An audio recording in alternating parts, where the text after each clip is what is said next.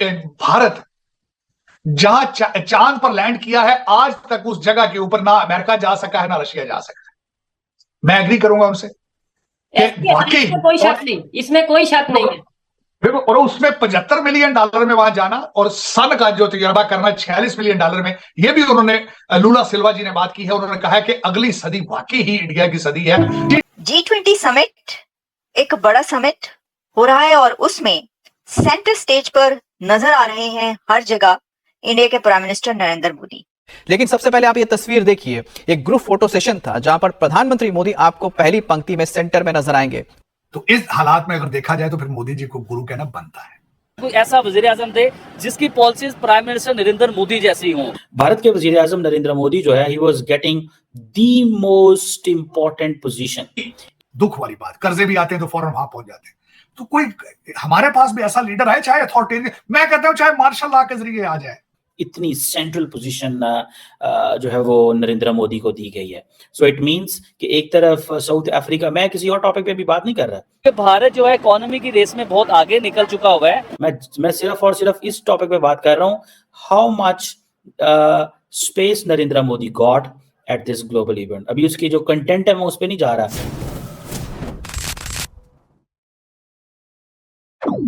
Hello दोस्तों, देसी dialogues 404 को आपका स्वागत है। प्रधानमंत्री नरेंद्र मोदी की प्रमुख उपस्थिति में ब्राजील में हो रही G20 बैठक में एक बार फिर भारत के बढ़ते वैश्विक प्रभाव को सामने रखा है। भारतीय प्रधानमंत्री की सक्रिय भूमिका और उनके द्वारा उठाए गए महत्वपूर्ण मुद्दों ने अंतर्राष्ट्रीय स्तर पर काफी ध्यान खींचा है। लेकिन पाकिस्तान की मीडिया इस पर कैसे प्रतिक्रिया दे रही है? क्या भारत की बढ़ती कूटनीतिक उपस्थिति और प्रधानमंत्री मोदी के प्रभावशाली नेतृत्व पर उनकी कोई खास राय है? देखिए हमारी विशेष रिपोर्ट, जिसमें पाकिस्तान के एंकर और विशेषज्ञ इस G20 बैठक के भारत से जुड़े पहलुओं पर अपने विचार साझा कर रहे हैं। देसी डायलॉग्स 404 पर जानिए कि कैसे भारत की भूमिका ने अंतर्राष्ट्रीय मंच पर अपनी छाप छोड़ी है और इसका पाकिस्तान में क्या प्रभाव महसूस किया जा रहा है। क्या यह भारत की ओर से एक नया संदेश है या फिर पाकिस्तान की मीडिया इसे किसी अलग नजरिए से देख रही है? जुड़े रहिए और देखिए उनकी दिलचस्प प्रतिक्रियाएं। हमने आपके देखने वालों को पेश करना चाहूंगा।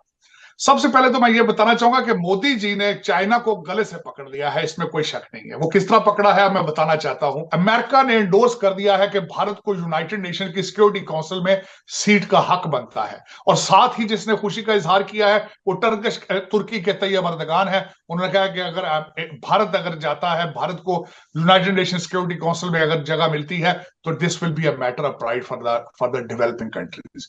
मैं इन सब चीजों के ऊपर मैं खुश हूं कि ये सारी चीजें, leadership ultimately came to South Asia, came to Bharat, और Modi ji has done a wonderful job. मैं जिस तरह कहता हूं, खुदा करे, जिस तरह मैं हमेशा कहता हूं, खुदा करे कि हमें पाकिस्तान में मोदी जी जैसी कोई लीडरशिप मिले जो नेशनलिस्ट हो और भारत के मॉडल को अडॉप्ट करें। मैं हमेशा यही कहूंगा। मैं सबसे बड़ी बात बताऊंगा कि उन्होंने जो ग्लोबल साउथ का एक नारा लगाया है, जो ग्लोबल साउथ की इकोनॉमिक जरूरतों का उन्होंने जो नारा लगाया है, इट्स अ वंडरफुल थिंग। और जो मोदी जी का एक ख्वाब है, मैं समझता हूं कि he will be remembered for the centuries. जो सबसे ज्यादा इस वक्त जो चाइना को बुखलाहट का निशान होना चाहिए, घबराना चाहिए उनको, क्योंकि सी पैक को भी उन्होंने नीचे गिरा लिया है। वो किस तरीके से गिराया है? हम हमेशा ब्लॉक का हिस्सा बनते हैं। ब्लॉक से मुराद ये है, अगर हमें चाइना पैसा देता है तो हम उनके पीछे चलते हैं, अगर हमें अमेरिका पैसा देता है तो हम सी पैक को बंद कर देते हैं। हमें इन चीजों से अबव होकर सोचना पड़ेगा। जो सबसे ज्यादा एलिगेशन पाकिस्तान के ऊपर लगाई जाती है भारत की तरफ से कि दहशतगर्दी और क्रॉस द बॉर्डर जो कुछ हो रहा है, मेरे ख्याल में पाकिस्तान को चाहिए अपनी पोजीशन को क्लैरिफाई करे।